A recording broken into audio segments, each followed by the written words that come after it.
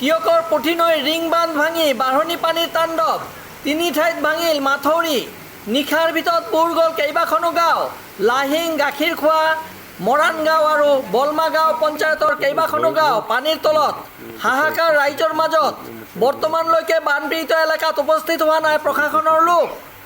স্থানীয় ৰাইজে প্ৰতি বছৰে ভুগি অহা এই বাঢ়নি পানী স্থায়ী সমাধান বিচাৰিছে। ব্যুৰ' ৰিপৰ্ট, মায়া নিউজ।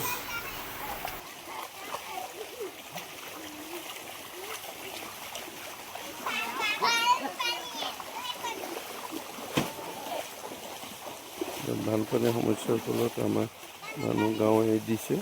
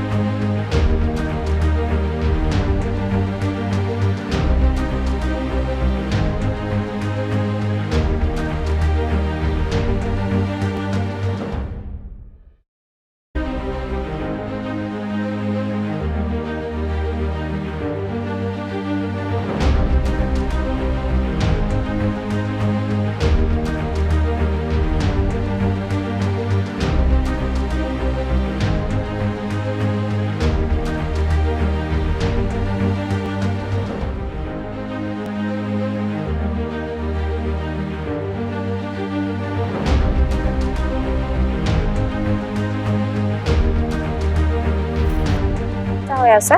যোৱা বছৰত জামুগুৰিত তেনেকুৱা সমস্যা হৈছিলে, কিন্তু এতিয়া মথাউৰি ভাল কৰাৰ কাৰণে তাত তেনেকুৱা সমস্যা হোৱা নাই।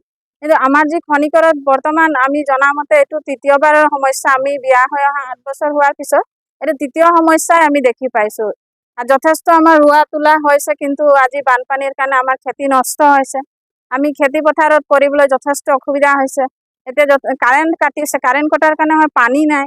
পানী নথকাৰ কাৰণে আমি এতিয়া খোৱা পানীৰ কাৰণেও এইটো এতিয়া বহুত কষ্ট হ'ব লগা হ'ব, কাৰণ কাৰেণ্ট আহিলে পানী উঠাব, পানী উঠালে আমি পাম ছাপ্লাই পানীটো।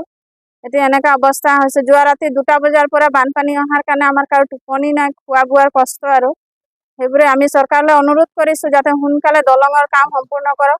ইমান যেনেকৈ হেমাহিৰে কাম কৰা হৈছে, আমাৰ যথেষ্ট অসুবিধাৰ সৃষ্টি হৈছে। আৰু এইখন ৰাস্তা যোৱা বছৰ হৈছে, কিন্তু ইমানডোখৰ ৰাস্তাটো অতি সোনকালে আমাক বনাই দিব লাগিছিলে। আমি চৰকাৰলৈ যথেষ্ট হিমন্ত বিশ্ব শৰ্মা ছাৰলৈ আমি বহুত আমাৰ ফালৰ পৰা অনুৰোধ জনাইছোঁ, আৰু যাতে আমাৰ ৰাস্তাৰ কামখিনি অতি সোনকালে ভালদৰে কৰিব পাৰে। কাৰণ এইফালে 2খন স্কুল আছে, মাছকুৰি মধ্য ইংৰাজী বিদ্যালয় আৰু পলাশবাৰী স্কুল। তাত এতিয়া ল'ৰা ছোৱালী গৰম বন্ধৰ কাৰণে যাব পৰা নাই। কালি দিনত আকৌ স্কুল ক্ষতি হ'ব, ল'ৰা ছোৱালীখিনি যাবলৈ অসুবিধা হ'ব। আমিও মাক দেউতাকে ল'ৰা ছোৱালী পঠাব নোৱাৰিম। আৰু সেইকাৰণে চৰকাৰলৈ আমি বহুত অনুৰোধ কৰিছোঁ যে আমাৰ ৰাস্তা সোনকালে, অতি সোনকালে যা সময় নালাগে, যাতে সোনকালে খৰালি দিনৰ অহা আগতে কামবোৰ কৰক। ইমান মানুহ ক'ব পাৰি আমাৰ দলঙৰ ইফালে বহুত মানুহ আছে। আনুমানিক এতিয়া কিমান কম হ'ব আৰু 40-50 ঘৰমান মানুহ হ'ব। যথেষ্ট মানুহ হৈছে। আমি আজি ৰাস্তাৰ কাৰণে অসুবিধা হ'ব লগা হৈ গৈছে। আৰু এতিয়া ইহঁতৰ ঘৰ ৰাতি পানী সোমাই গৈছে, সেইফালেও পানী সোমাইছে, আপোনালোক নিজে চাই গৈছে। আৰু গৰু ডুবি গৈছে, গৰু আমাৰ নাইকিয়া নথকা নিচিনা হৈছে। আজি কেঁচুৱাটো জ্বৰ হৈছে, তাকো আমি মেডিকেল নিব পৰা নাই। আজি আমি আপোনালোকৰ দ্বাৰা আমি ভাবিছিলোঁ আপোনালোকক মাতিম, আপোনালোক অহাৰ কাৰণে আমি বহুত ধন্যবাদো জনাইছোঁ আপোনালোকক। আৰু আমাক সহায় কৰিব বুলি আমি ছাৰলৈ আশা কৰিছোঁ। ৰূপজ্যোতি ছাৰকো আমি ৱাৰ্ড মেম্বাৰৰ লগতো কথা পাতিলোঁ, ৰাতিপুৱা আহিম বুলি সকাহ দিয়াৰ কাৰণে আহিছেও। বৰ্তমান এই বাইদেউহঁতে দেখি পাইছোঁ।